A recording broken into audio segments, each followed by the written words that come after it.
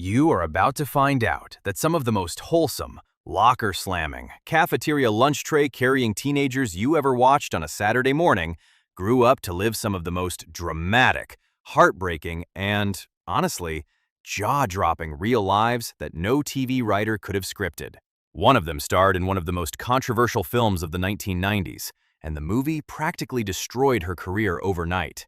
One of them quietly battled something so personal and so painful that it stayed hidden from the public for years. And one of them, one of the brightest, funniest, most recognizable faces in that entire cast, never made it to see his 50th birthday. We are talking about Saved by the Bell, the show that turned Saturday mornings into a religion for an entire generation. And if you grew up glued to that screen watching Zach Morris scheme his way out of every detention, you are going to want to stay right here, because what happened to this cast after the bell rang for the last time is the kind of story that makes you sit back and go, wait, seriously? Stick around, it is all coming. Let us set the scene for a second. The year is 1989. Ronald Reagan has just handed the White House keys to George H.W. Bush. The Berlin Wall is about to come down, and somewhere in Burbank, California, on the NBC studio lot, 6 teenagers are walking the halls of Bayside High for the very first time, and nobody, not the producers, not the network, not even the kids themselves, had any idea that they were about to become cultural landmarks. Saved by the Bell premiered on August 20th, 1989. It ran 4 seasons, produced 86 episodes, and aired every Saturday morning until May 2nd, 1992. It was, technically speaking, a children's sitcom, a spin-off of a quieter little show called Good Morning Miss Bliss that barely anyone remembers. Yeah, barely anyone. But what it became was something else entirely. It became the defining image of American youth for an era. The fashion, the friendship, the absurdly optimistic idea that high school could actually be fun. That was Bayside.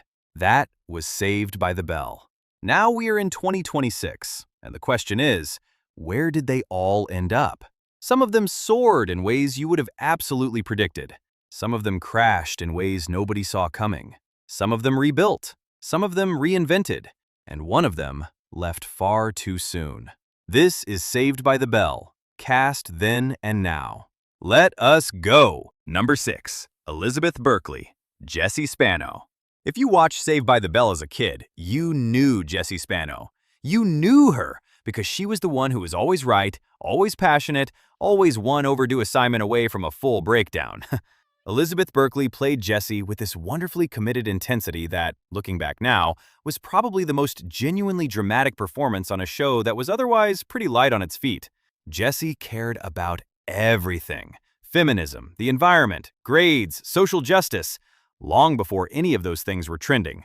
She was the friend in the group who made you feel guilty for eating a cheeseburger. Elizabeth Berkley was born on July 28, 1972, in Farmington Hills, Michigan. She joined the Saved by the Bell cast at just 16 years old, and by the time the show ended in 1992, she was 19 and ready to move beyond Saturday mornings. She wanted to be taken seriously.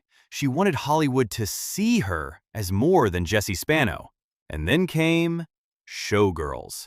In 1995, Elizabeth Berkley starred in Paul Verhoeven's Showgirls, a film so polarizing, so aggressively provocative, and so wildly different from anything she had ever done that it became one of the most talked-about career swings in 1990s Hollywood.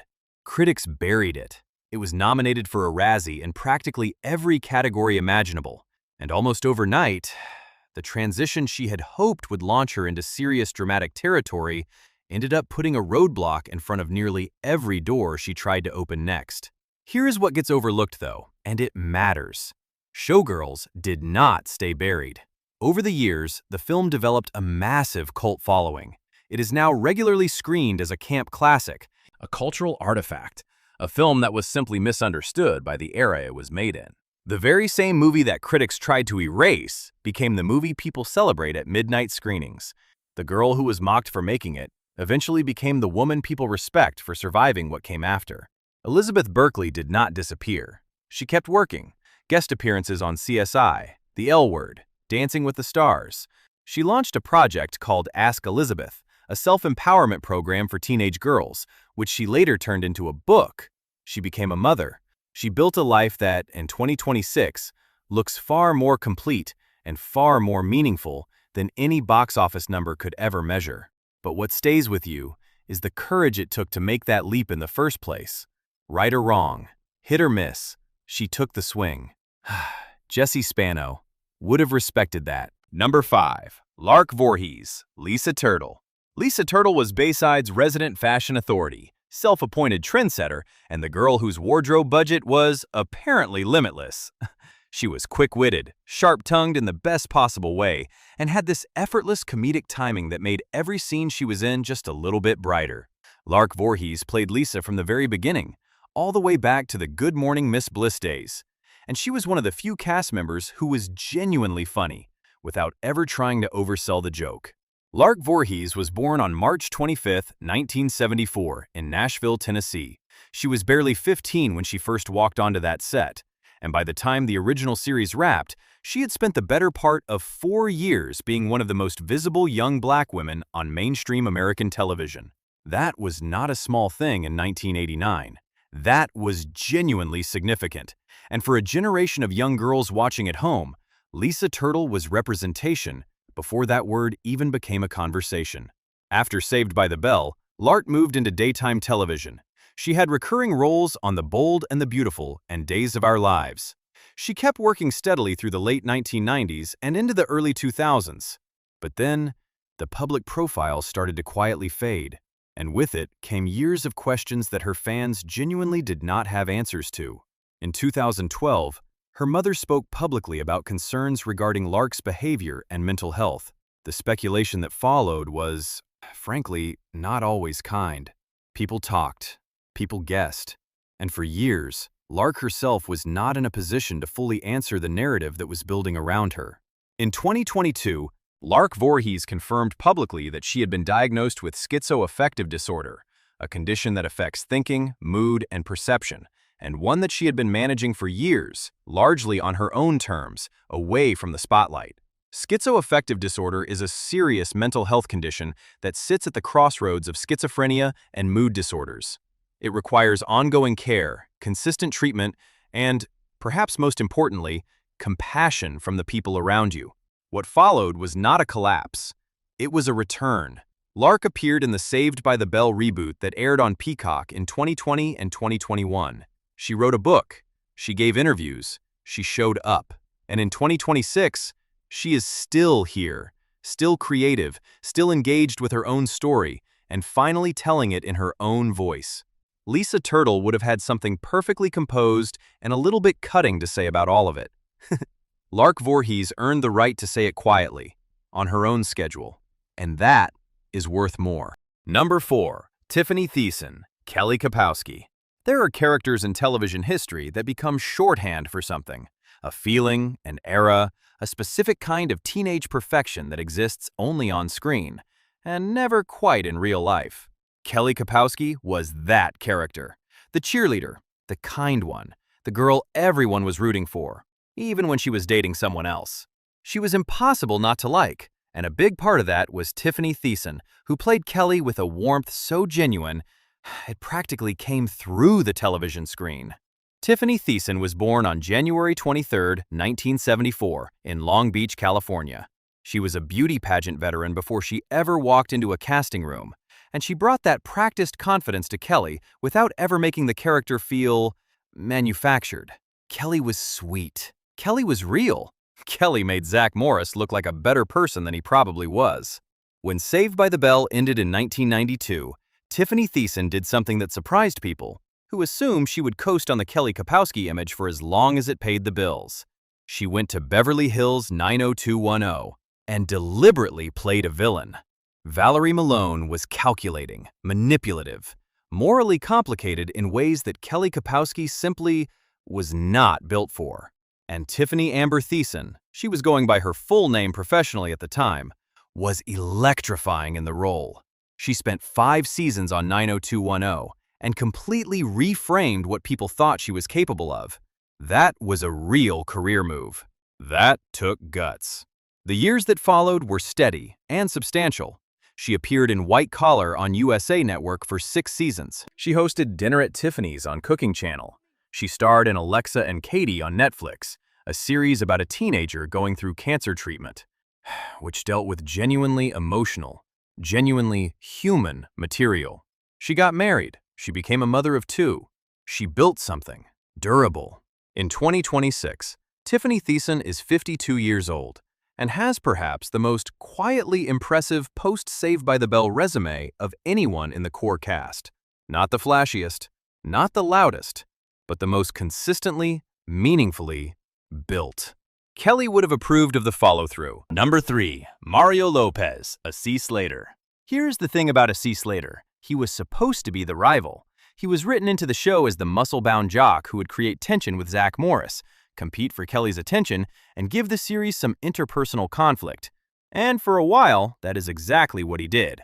But somewhere along the way, Slater became something warmer, funnier, and more likable than the writers probably planned. He did that wrestling move where he sat on chairs backwards. He called Jessie Mama. He danced. He was genuinely good television. Mario Lopez was born on October 10, 1973 in Culver City, California. He was 15 when he joined the Saved by the Bell cast, and even at that age, the athleticism and natural charisma were obvious. Slater was never going to be a stretch for Mario Lopez. The guy actually wrestled in real life. He actually had that energy. He was not acting as hard as some of the others. After Saved by the Bell, Mario Lopez worked steadily across television and entertainment in a way that was actually broader and more varied than his Bayside reputation suggested. He hosted shows, he performed on stage. In 2006, he competed on Dancing with the Stars and finished as the runner-up. He then became one of the most recognizable faces in entertainment news media, landing as the host of Extra and Access Hollywood, programs he remained associated with well into the 2000s. He has been candid about his personal life over the years. He was briefly married in 2004. That marriage lasted under a year. He later married dancer Courtney Mazza in 2012, and they have 3 children together. He wrote a fitness book. He seems, by every available measure, to be a man who genuinely enjoys his life and is not particularly troubled by the fact that the world still calls him Slater. In 2026, Mario Lopez is 52 years old and somehow still looks like he could run laps around most people half his age, which is both inspiring and, honestly, a little bit annoying. The man has simply refused to age in any recognizable way, and at some point, that stops being genetics and starts feeling like a personal decision made specifically to humble the rest of us. But here is the real story with Mario Lopez. He stayed. When a lot of former teen stars drift away from the industry or get quietly forgotten, he dug in. He built a lane. He maintained a public presence without doing anything embarrassing to keep it. That is actually a harder trick than it sounds. Slater would have approved of the discipline. Number 2. Mark Paul Gosselaar, Zach Morris. Zach Morris was not a role. Zach Morris was a mythology. He was the guy who could stop time, literally, with those timeout freeze frames that somehow became one of the most beloved and completely unexplained television devices in the history of the medium. He was the schemer, the charmer, the one who always had a plan that was about 70% ridiculous and somehow still worked. He wore pastel. He carried a cell phone the size of a brick. He was the 1990s in human form. Mark Paul Gosselaar was born on March 1, 1974 in Panorama City, California. What a lot of people do not know is that he is of Dutch and Indonesian heritage. His mother is from Indonesia and his father is Dutch-American. That biracial background was not exactly a feature of Zach Morris's storylines, but it was part of who Mark Paul Gosselaar actually was. And in an era where television was not always thoughtful about those conversations, it is worth acknowledging. He was 15 years old when Saved by the Bell began. Think about that for a second. The kid who was confidently delivering comedic monologues directly to camera, selling freeze-frame bits that should not have worked on paper, and anchoring one of the most watched Saturday morning shows in America, was 15. The timing and confidence he had at that age were unusual. They were the kind of thing that either develops into something real or quietly fades. In Mark Paul Gosselaar's case, it developed. After Saved by the Bell, he went on to NYPD Blue, one of the most respected dramatic series of the 1990s and early 2000s, where he played Detective John Clark for 4 seasons. That was not a celebrity cameo. That was a serious dramatic role on a serious dramatic show, and he held his own alongside seasoned veterans of the craft. It was the post-Zach pivot that a lot of people did not see coming, and it quietly reset the expectations for what he could do. He continued working consistently across television: Franklin and Bash on TNT, Mixed-ish on ABC, Pitch, a baseball drama in which he played a major league pitcher opposite a female lead. Short-lived, but genuinely well-received. He has remained one of the few child stars from the Saved by the Bell era who successfully built a second act as an adult actor that could stand entirely on its own without trading on nostalgia. He was married twice, first to actress Lisa Ann Russell from 1996 to 2011, with whom he has 2 children. He then married actress Katrina McGinn in 2012, and they have 2 more children together. In 2026, Mark Paul Gosselaar is 52 years old, has been working continuously in the industry for over 3 decades, and still carries an instinctive understanding of how to hold a camera's attention that you simply cannot teach. The reboot of Saved by the Bell that aired on Peacock in 2020 brought Gosselaar back as an adult Zach Morris, who had become the governor of California, which is, if you think about it, exactly what Zach Morris would have done. He appeared, he was funny, he understood the joke and played along with the affection the audience still had for the character.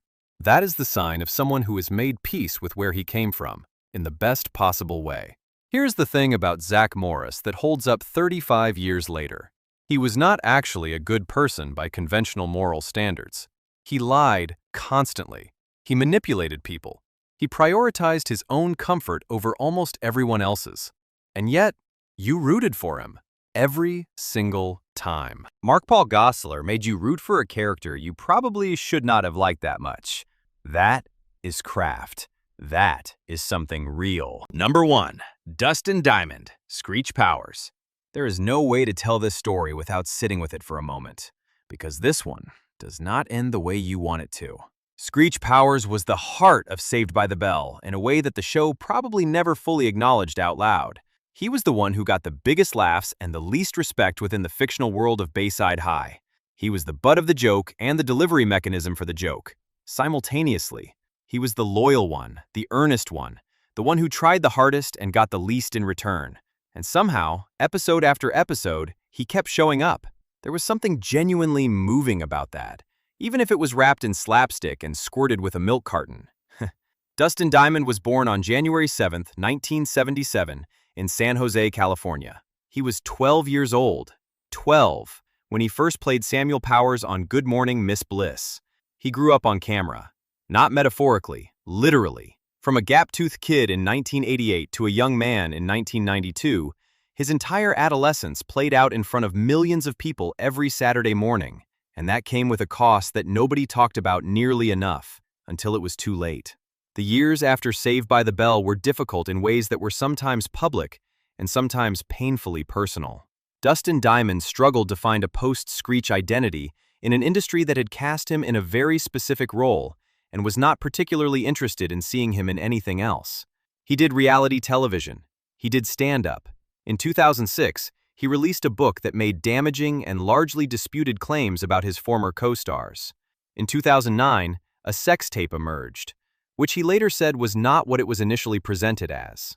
In 2014, he was involved in a bar altercation in Wisconsin that resulted in a stabbing charge and a brief jail sentence.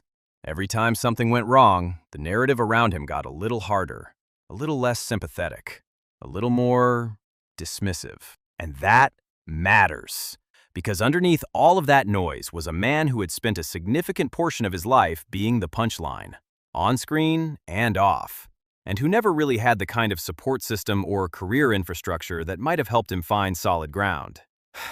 In January of 2021, Dustin Diamond was diagnosed with stage 4 small cell carcinoma, a form of lung cancer. He had been experiencing pain and discomfort and sought medical attention after the holidays.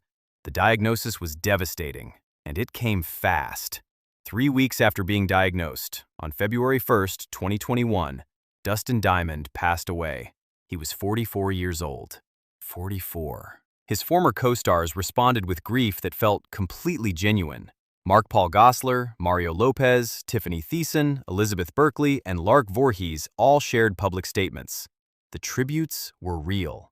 But there was also, in many of those responses, an honesty, a quiet acknowledgement that the relationship between Dustin Diamond and the rest of the Saved by the Bell world had been complicated, and that there were things left unsaid and unresolved that would now remain that way, permanently. There is something important to take from that. The kid who played Screech, who made millions of people laugh every Saturday morning for 4 years, who was 12 years old when he started and never really got to stop being the character even when the cameras were off. That kid deserved better from the industry, better from the public conversation, and probably better from the people closest to him at the most important moments. That is not a comfortable thing to say, but it is true. In 2026, Dustin Diamond has been gone for 5 years. He was not in the reboot. His absence was acknowledged within the show. The world has moved on in the way that the world always does, and that is both natural and a little heartbreaking. But Screech Powers lives on, in every rerun, every clip that gets shared, every moment where someone who grew up with that show sees that face and remembers what Saturday mornings used to feel like. Rest well, Dustin. Supporting cast: Dennis Haskins, Mr. Richard Belding. Every school has that one authority figure who is somehow both the obstacle and the ally. And at Bayside, that was Mr. Belding. Dennis Haskins played him with a beautiful comedic balance. Exasperated enough to be believable, soft enough to be lovable. Born on November 19, 1950 in Chattanooga, Tennessee, Haskins was in his late 30s when the show began, and his chemistry with the teenage cast was part of what made Belding feel like a real person, and not just a plot device. "Hey, hey, hey, what is going on here?" became one of the most recognizable catchphrases of the era, without anyone really planning for that to happen. In 2026, Dennis Haskins is 75 years old and remains one of the most fan-accessible members of the entire cast. He shows up to conventions, he takes photographs, he interacts with fans on social media with genuine warmth and zero pretension.